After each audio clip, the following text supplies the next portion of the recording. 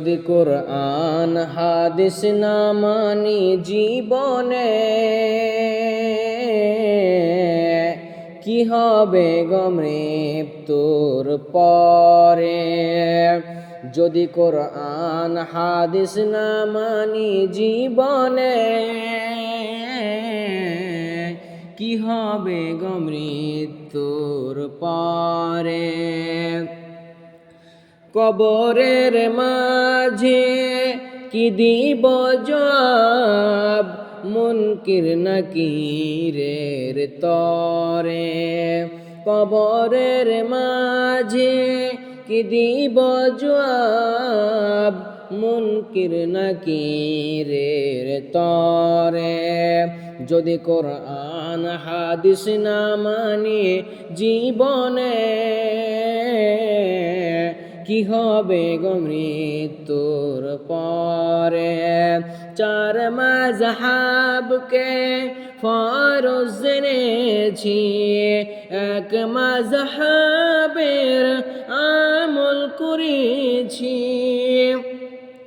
চার মাযহাবকে ফরজ জেনেছি, এক মাযহাবের আমল করেছি।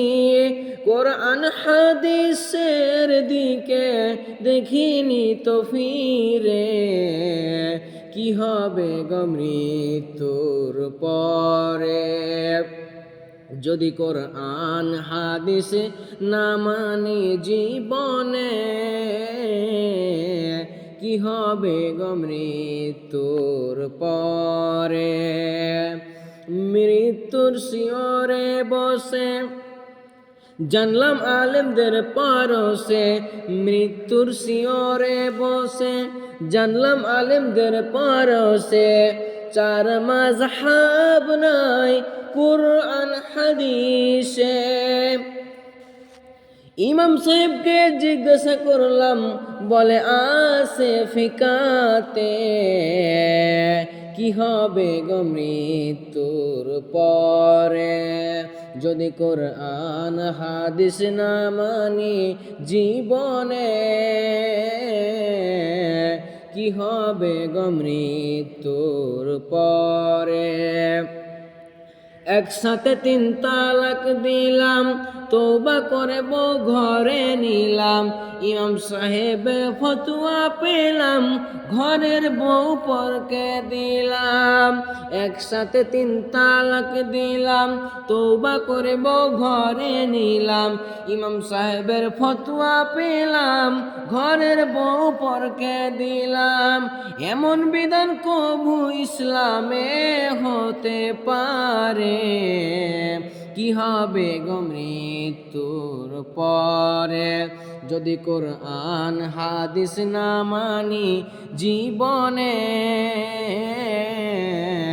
কি হবে গো মৃত্যুর পরে। কবরের মাঝে কি দিব জবাব, মুনকির নাকিরের তরে। কি হবে গো মৃত্যুর পরে। যদি কোরআন হাদিস না মানি জীবনে, কি হবে গো মৃত্যুর পরে। কি হবে গো মৃত্যুর পরে।